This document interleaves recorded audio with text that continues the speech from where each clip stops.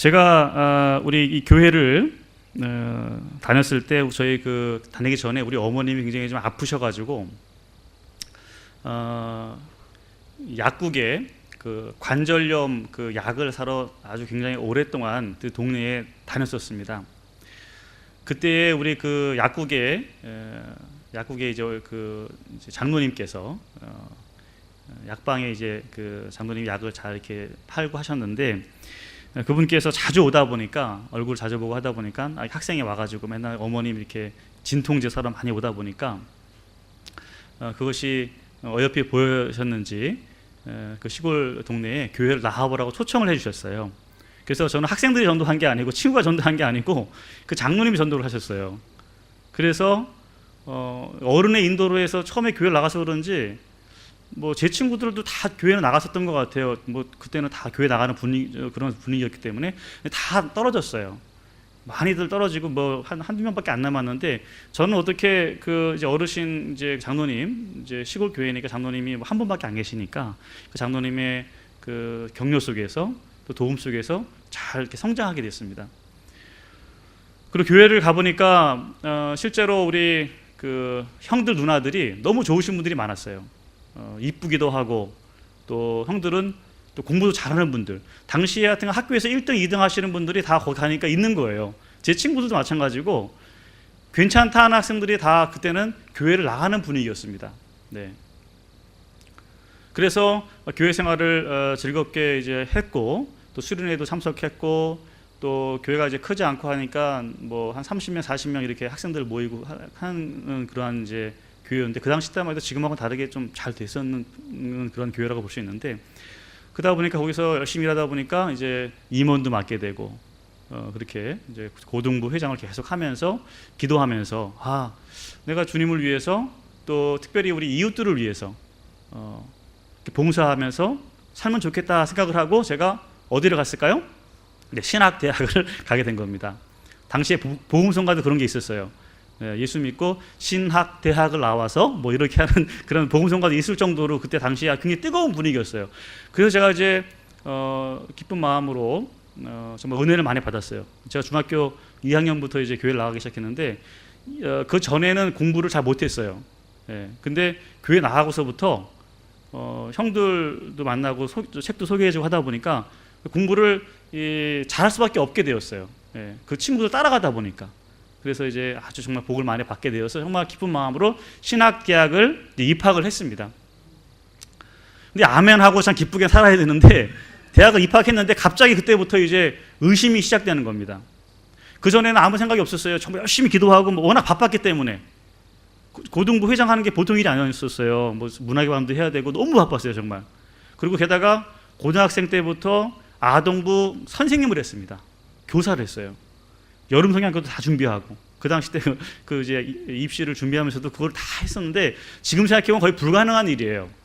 전도사도 없이 그걸 했으니까 그냥 무조건 한 거예요. 겨울에는 그냥 난로에다 나무 떼고 뭐 이런 거, 뭐 성탄이 트리 같은 거 준비하는 거, 이게 얼마나 어렵습니까? 근데 그거 다 그냥 짐을 지고 한 거예요. 같이 이제 임원들하고 같이 한 거예요. 이제 그렇게 하면서 교회 생활 하다 보니까 기도할 수밖에 없었고 그냥 잘 지나갔어요. 근데 이제 대학교 때 가서 이제 신학대학 가서 이제 공부를 하면서 이제 정말 나의 삶 전체를 하나님께 드려야 되는데, 갑자기 이제 좀 어려움이 왔어요. 또 제가 원하는 학교도 아니었었고, 제가 원래 장신대를 가려고 했었거든요. 근데 거기 장신대는 후기여가지고 좀 간당간당했어요. 그래가지고 떨어질지 몰라가지고 아세아 연합 신학대학교에 제가 선교학과를 이제 갔는데, 어쨌든 그때 11대 1이었어요. 11대 1을 뚫고 제가 들어갔는데, 어쨌든 학교가 좀 양평에 있어가지고 지금 같으면 너무 좋은 분위기잖아요. 그쪽 이제 북한 이제 남한강이 있고 하니까 얼마나 좋아요. 근데 그 당시 때 제 시골이 저 파주시거든요. 저기 이제 하여튼 파평산 근처에 있어요. 임진강변에 있는데, 거기나 양평이나 똑같아. 분위기가 산 있고 물 흐르고.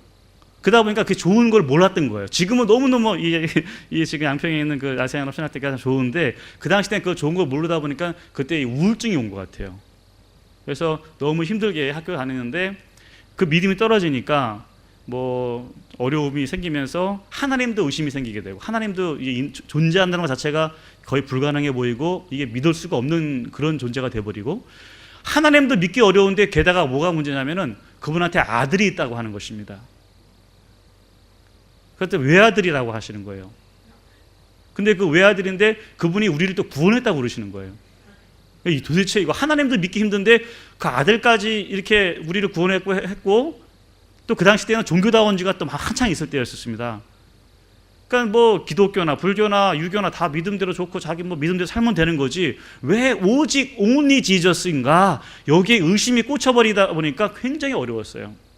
혹시 여기 계신 분들 중에서는 많이 없으시긴 할 것 같아요. 왜냐하면 오늘 주일날 저녁에 비 오는 날 주일 저녁에 다 오신 분들이기 때문에 믿음이 다 그래도 투중한 분들이라고 생각하는데 그래도 여기 보면은 제가 볼 때 한두 분 정도는 의심 가시는 분이 계세요. 보니까 하나님도 의심되고 이제 게다가 아내도 의심되고 또 남편도 의심되고 그런 분들이 아마 계실 줄로 그렇게 생각을 합니다. 그래서 오늘 이 말씀을 통해서 정말 제가 이제 느꼈고 깨달았던 거 제일 중요한 게 기독교는 기의 독교잖아요. 그게 그리스도 기의 독이라고 하는 그리스도를 한자로 번역하다 보니 기독이 된 거거든요. 그러니까 그거는 곧 그리스도교는 곧 예수교예요. 네. 예수님이 최고시죠. 네, 네. 근데 제가 처음 교회 나갈 때 예수님이 최고가 아니고 장모님이 하여튼간 저를 인도해서 교회 나갔으니까 그냥 좋았고 그냥 교회가 그냥 생활이었던 거예요. 근데 거기에 정말 중요한 주인이 누구였는가? 누구시죠? 예수 그리스도라고 하는 거를 까맣게 잊고 있었던 거예요. 그냥 지나가 버린 겁니다. 지금 우리 이번에 총회 이제 지난주에 이제 총회를 하고 왔는데요. 명성교회 그 얘기가 있잖아요. 네, 그것도 마찬가지예요. 교회도 중요하고 하지만 그 교회의 주인이 사람이 아니고 누구라는 것입니까? 네, 그리스도 예수님이라고 하는 거예요. 인권도 중요하고 그렇잖아요. 그분들 갈 수 있죠. 그 제한하면 안 되니까 담임 목사 갈 수 있는 거 다 투표에 산 거니까 인정할 수 있지만 인권보다 중요한 게 무엇이냐? 신권이 중요하다. 그거 총회에서 그렇게 발언을 하시더라고요. 발언하시는 분들이 참 잘하세요.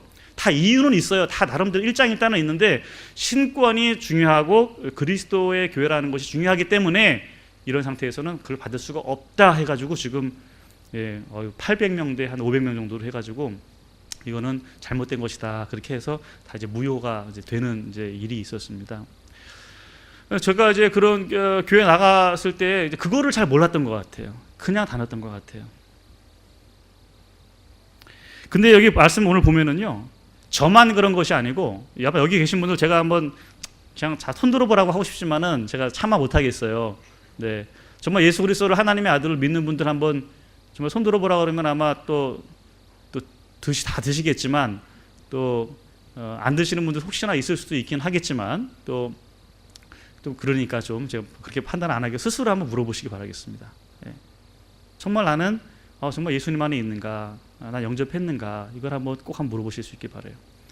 여기 요한복음을 쓸 때는요, 이거는 지금 유대인들한테도 쓰고 특별히 이제 그 당시 때 이제 뭐 믿지 않는 모든 그 당시 때 이제 그리스 문화였었거든요. 그러니까 그리스 문화에 있는 뭐 로마 사람들 포함해서 전체 이집트 사람부터 해가지고 주변에 있는 이스라엘을 빼고 주변에 있는 터키 사람이든지 주변의 모든 사람들한테 지금 이 편지를 쓰는 것인데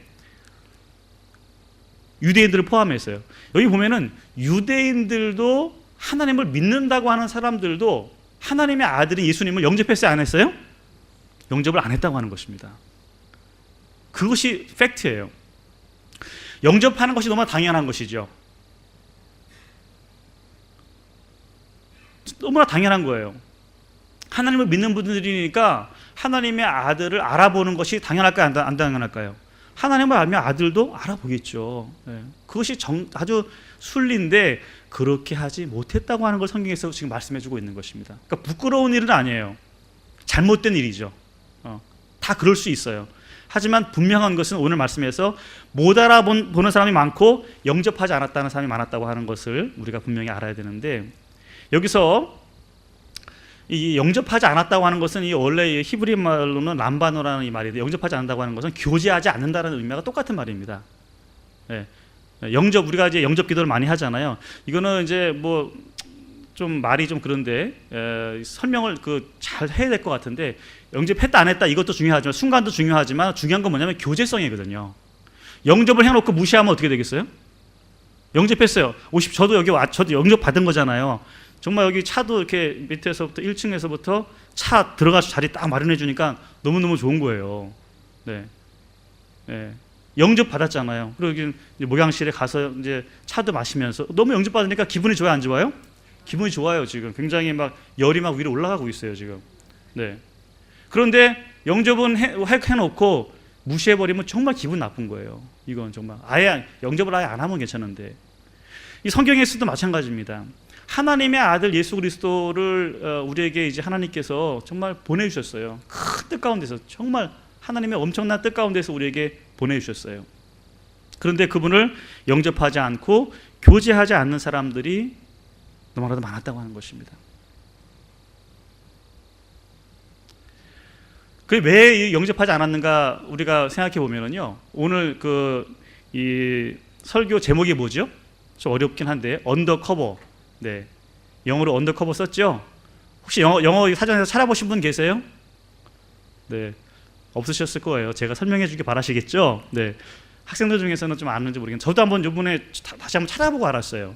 많이 듣긴 들었는데 이 언더커버라고 하는 것이 뭐나 봤더니, 언더는 알잖아요. 밑에 있고 커버는 이제 뚜껑이잖아요. 다 닫는 거잖아요.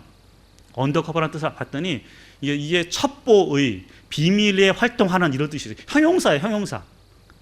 언더커버맨 하면 몰래 활동하는, 첩보 활동하는 사람, 이런 뜻이에요. 그러니까 예수님께서 이 땅에 오셨는데 하나님의 뭐로 오신 거예요? 언더커버로 오신 거예요.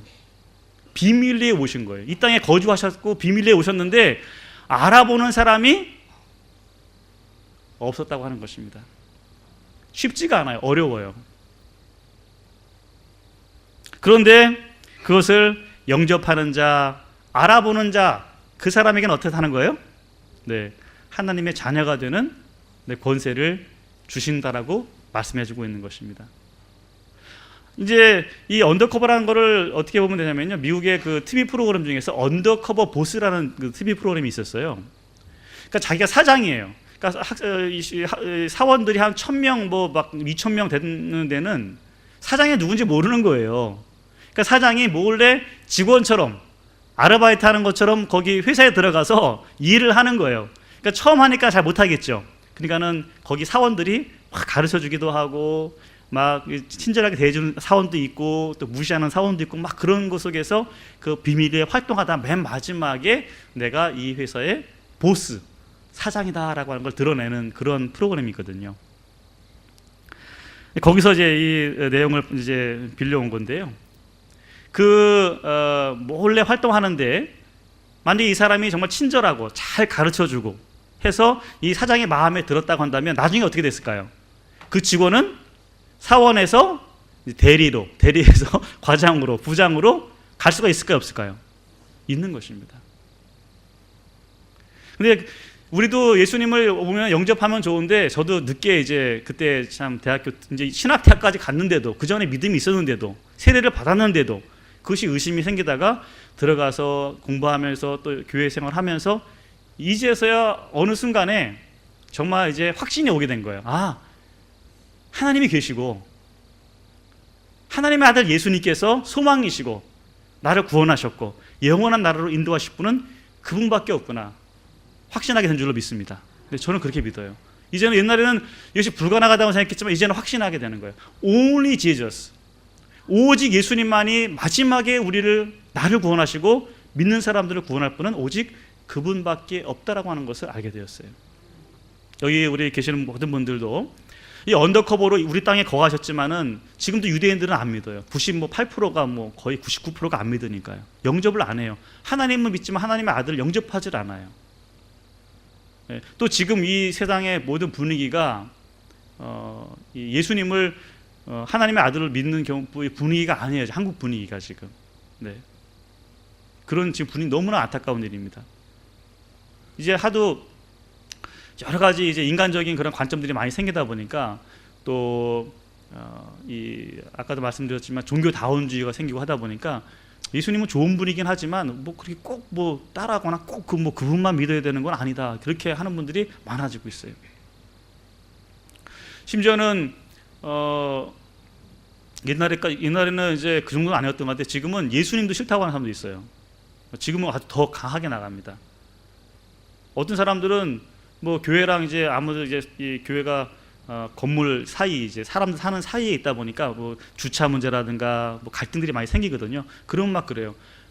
뭐 그냥 교회도 싫고, 난 지옥 갈 테니까 나는 좀 귀찮게 좀 하지 말고 뭐 우리한테 피해 주지 말라고 이렇게 해버리는 시대가 지금 이런 시대가 돼버렸어요. 그러니까 이 비밀리에 활동하시는 그분들은 아예 전혀 모르는 분들이 너무나 많고, 또 교회를 다닌다고 할지라도 이 비밀리에 활동하시는 그분에 대해서 우리가 정말 영접하고 그분과 교제하면서 살아가는 사람은 많지 않다라는 안타까움이 있습니다. 여기 계시는 분들은 비밀리에 활동하시는 그분을 알아봐드리고 그분을 영접하시고 그분을 따라가며 살아갈 수 있는 저 여러분 꼭 될 수 있기를 간절히 바랍니다. 네. 그런데 영접하는 게 이제 중요한 문제인데, 영접이 내가 여기 보면 성경에서 보면은 혈통으로 되는 것이 아니고 육정으로 되지 않고 뜻으로 되지 않고 의지로 되지 않는다고 하는 것입니다.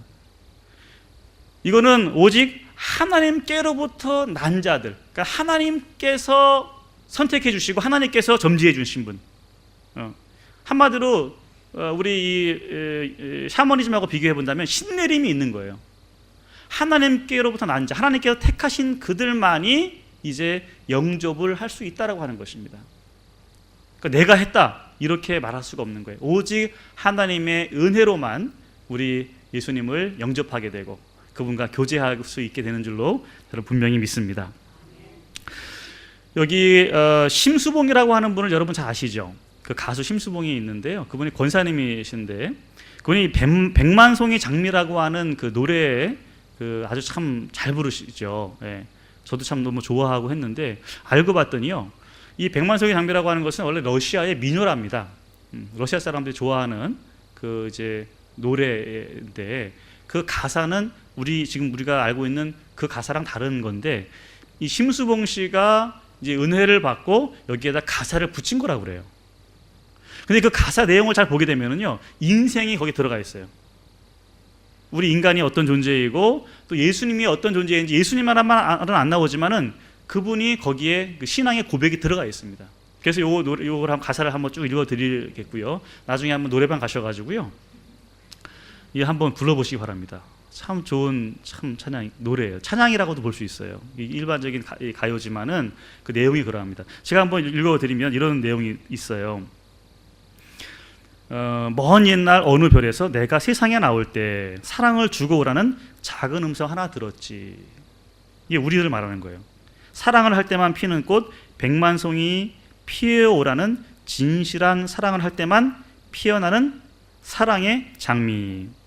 미워하는 마음 없이 아낌없이 사랑을 주기만 할 때 수백만 송이 백만송이 꽃은 피고 그립고 아름다운 내 별나라로 갈 수 있다네. 이것이 우리의 존재성이라고 하는 것입니다. 어느 별에서 왔다는 거예요.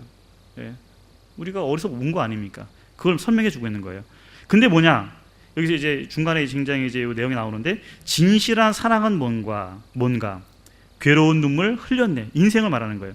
냉정한 사람 많았던 너무나 슬픈 세상이었기에. 실제로 이것이 맞는 말이에요. 슬픈 세상, 냉정한 세상이에요. 그런데 수많은 세월 흐른 뒤 자기의 생명까지 모두 다 준 빛처럼 호련히 나타난 그런 사랑. 이게 누구시죠? 네, 하나님과 예수 그리스도입니다. 호련히 나타났다는 거예요. 그런 사랑 나를 안았네. 이거 뭐냐면요, 하나님께서 우리 안아주신 거고 하나님께로부터 난 자들이다, 이런 똑같은 뜻이라고 볼 수 있어요. 저는 그렇게 해석합니다.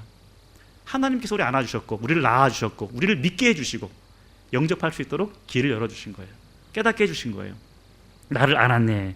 그래서 미워하는 마음 없이 아낌없이 사랑을 주기만 할 때 수백만 송이 백만 송이 꽃은 피고 그립고 아름다운 내 별나라로 갈 수 있다네. 천국을 말하겠죠. 그 다음에 이젠 모두가 떠날지라도 그러나 사랑은 계속될 거야. 저 별에서 나를 찾아온 그토록 기다리던 이인데, 기다리던 이가 누구죠? 예수 그리스도를 말하는 거예요. 그대와 나 함께라면 더욱더 많은 꽃을 피우고 하나가 되어 우리는 영원한 저 별로 돌아가리라. 아멘이시죠? 네, 너무 아주 믿음을 담았어요. 네, 그런 내용입니다. 그러니까 우리 주님께서 나를 안아줬고 그분께서 나와 함께 할 때 나는 정말 계속적으로 아까 말한 대로 후렴에서 나오는 대로 미워하는 마음 없이 아낌없이 사랑을 주면서 사랑의 꽃을 피우겠다라고 하는 그리스도인의 삶인 거죠.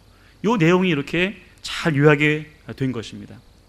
하나님께로부터 난 자들, 하나님께서 우리를 여기 보면 대로 나를 안았네. 그분께서 오셔서 나를 안아주신 것입니다. 얼마나 감격스럽고 참 놀라운 은혜가 아닌가 그렇게 생각을 하는 것이죠. 혹시나 여기 계신 분들 중에서 예수님의 사랑을 알고 싶은데 이거 어떻게 될까 막 좀 조바심이 날 수도 있어요. 네. 그런 분들은 지금 이제 믿음의 길로 이제 들어섰다고 볼 수 있고, 저는 제가 볼 땐 주님께서 이미 택하신 분들인 줄로 믿습니다. 네, 그분들은 주님께서 견인하셔가지고 예수님을 믿을 수 있도록 인도해 주실 거예요. 주님께 맡겨 드리실 수 있기 바랍니다. 네, 그래서 믿음을 가지시고 계속 이제 아까 전에 이제 다 주님의 은혜로 구원 받았으니까 계속 교제를 하실 수 있기 바래요. 예수님과. 네, 우리 목사님께서 예수님과 교제를 하시잖아요. 교제하시면서 말씀을 준비하시고 증거하시는 것처럼 여러분들도 주님과 교제하셔야 돼요. 네, 각자에게 주신 그 은사가 있고 그 직분이 있는 겁니다. 그 안에서 이렇게 살다가 이제 어떻게 되냐면 나중에 그 별나라로 천국으로 주님의 품에 우리가 반드시 안기게 될 줄로 믿는 것입니다. 이 하나님의 은혜가 정말 우리 그 은혜 우리 안에 있어요. 이미 정말 우리는 그렇게 살고 있습니다. 근데 그렇게 하지 못하는 많은 사람들이 있어요. 특히 종교다원주의들도 많이 있는데요. 뭐 여기서는 이제 주로 학생들이 이제 뭐 거의 없으니까 하지만 학생들은 또 이제 청년들은 의심할 수 있거든요. 그래서 혹시나 그런 의심이 있다고 한다면 종교다원주의는 참고 사항으로 봐야 돼요. 불교도 참고할 수 있어요. 유교도 볼 수는 있지만은 뭐 유대교도 볼 수 있고 이슬람교도 볼 수 있지만 정말 참 하나님은 살아계신 하나님이시고 그분께서 우리에게 성경을 주셨다고 하는 것, 그리고 우리에게 주님을 알아갈 수 있는 그 길을 열어주신 거예요. 비밀리에 있지만 완전히 모르게 하진 않으셨어요. 길을 열어주셔서 알아갈 수 있도록 해주신다고 하는 그 마음을 가지고 여러분 주님을 꼭 따라가실 수 있기 바라요. 그래서 저는 다른 종교애들의 책들은 참고서로 봐야 돼요. 이거는 텍스트예요. 주 교과서는 무엇이냐? 이거는 바로 성경이라고 하는 것입니다. 제가 오늘 성경에서 깨달은 것을 마지막으로 한 가지 더 이제 말씀드리고자 하는데요.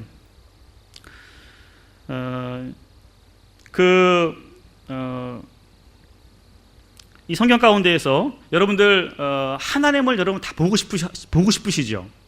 우리는 신에 대해서 관심이 많아요.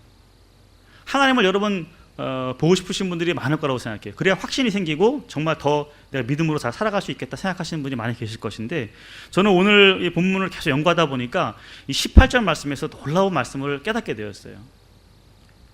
자, 18절 말씀 함께 같이 읽어보시겠습니다. 본래 하나님을 본 사람이 없으되 아버지 품속에 있는 독생하신 하나님이 나타내셨느니라. 아멘. 이 말씀이 뭔가 그냥 뭐 그런가 보다 했는데요. 여기 보면은 하나님을 본 사람이 아무도 없다는 것입니다. 그런데 뭐예요?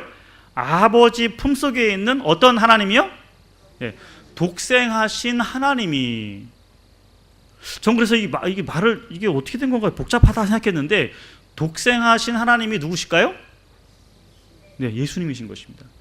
성경에서 아예 그냥 선포를 해버려요. 이런데도 안 믿는 거예요. 저는 이거 눈 뜬 장님하고 똑같아요. 여기 요한복음에도 이제 장님이 나오지만은, 장님이 나오죠. 예수님께서 눈을 뜨게 해주셨잖아요. 근데 그 장님은 예수님을 알고 있는데 나머지 유대인들은 비판만 하고 예수님을 못 봤다는 거예요. 근데 저는 눈 뜬 장님하고 비슷한 것 같아요. 성경이 다 이렇게 나타나고 표현해주고 있음에도 불구하고 이거를 그냥 안 믿어버려, 영접을 안 해버려, 교제를 안 해버려요. 그리고 그냥 쓱 지나가 버리는 거예요. 저는 오늘 깜짝 놀랐어요. 이 모노게네스 테오스란 말이에요. 독생하신, 모노, 하나밖에 없는 독생하신 테오스라는, 모노게네스 테오스. 테오스는 제우스를 말하는 건데 신을 말하는 겁니다. 제우스 신. 근데 여기서 성경을 이제 그 여호와를 그리스 성경으로 이제 그리스 말로 번역할 때 이제 테오스, 제우스라고 이제 번역한 거예요. 우리가 마치 여호와를 우리나라에서 하나님이라고 부르는 것과 똑같아요.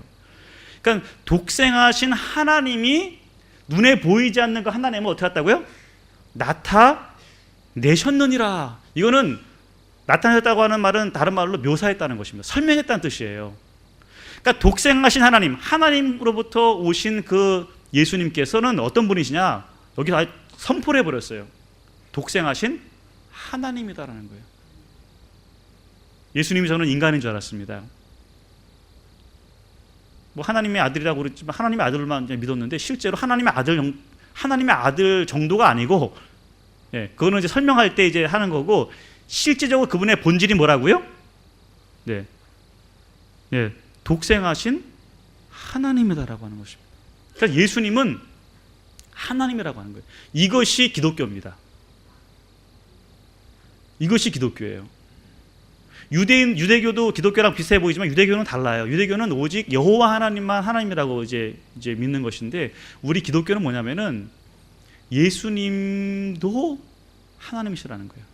God in three persons.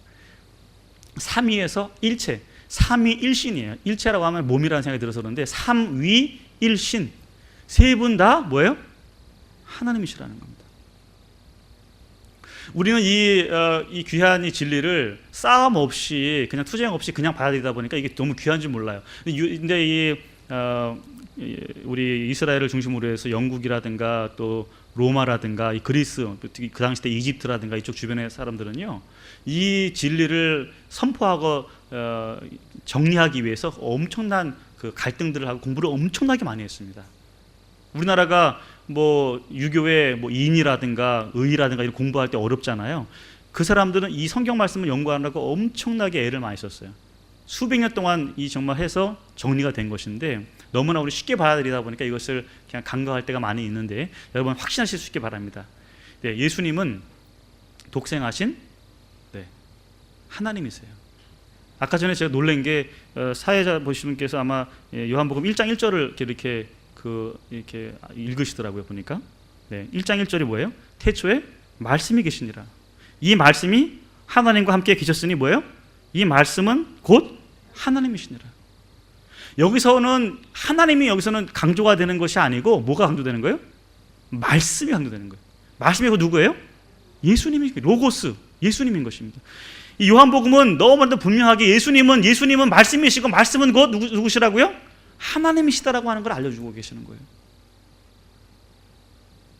여러분, 이 말씀을 여러분 꼭 정말 언더커버예요. 이게 잘 안 보여요. 이게 지금 우리 가운데 거하시는데도 이게 잘 헷갈리고 안 보인단 말이에요. 여기 계시는 분들은 아마 또 이제 목사님의 지도 가운데에서 말씀을 선포를 해주시니까 그 말씀을 잘 받아들이시고 이걸 확신하게 되실 수 있기를 꼭 바랍니다. 이 언더커버로 계시는 이 정말 비밀리에 활동하시는 예수님을 영접한 사람은 이게 두려움이 없는 거예요. 너무 기쁜 거예요. 제가 우리 김명진 목사님 아는 것만 해도 얼마나 큰 힘이 되는지 몰라요. 저보다 훨씬 더 뭐 선배님이시고 또 경험도 많이 계시잖아요. 노회도 경험이 많으시고 얼마나 큰 힘이 되는지 몰라요. 정말 큰 힘이 돼요. 옆에서 조언해 주시는 것이 큰 도움이 된단 말이죠. 제가 여기 이제 치유하는 교회 제 부목사로 6년 있었어요.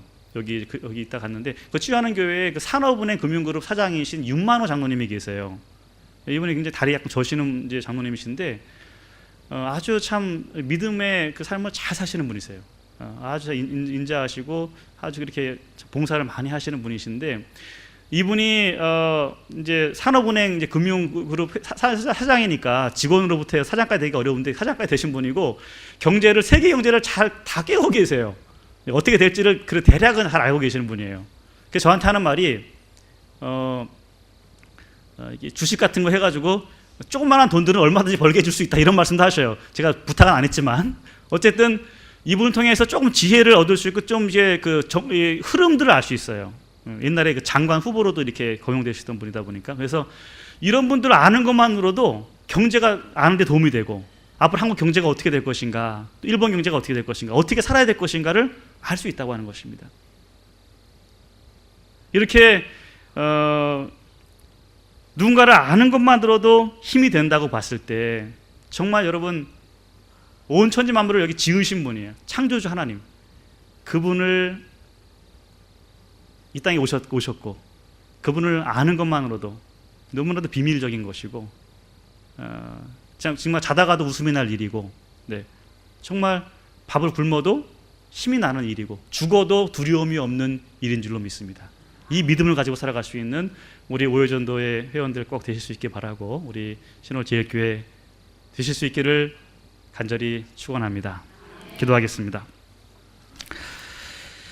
참으로 은혜로우시고 영광이 충만하신 진리의 예수님, 그분을 이 땅에 보내주실 만큼 우리를 아끼시고 사랑하시는 하나님 아버지, 저희들은 너무나도 정말 부족하고 심지어는 부인하고 십자가에 못 박기까지 하는 참 죄인들입니다. 하나님, 그럼에도 불구하고 저희들을 안아주시고 저희들을 낳아주시고 주님 영접하게 해주시고 살게 해주시고 소망이 있게 해주신 것 진심으로 감사드리옵나이다. 그 마음으로 성경을 읽고 또 깨달으며 그 깨달은 대로 살아갈 수 있는 우리 모두가 되게 하여 주시옵소서. 세상의 유혹에, 세상의 고민거리에 매몰되지 않게 하여 주시옵시고, 오직 은혜 위에 은혜로 살아갈 수 있는, 두려움 없이 살아갈 수 있는 주님의 귀한 백성들, 주님의 자녀들, 주님의 군사들 다 되게 하여 주시옵소서. 예수님의 이름 받들어 간절히 기도 올리옵나이다. 아멘.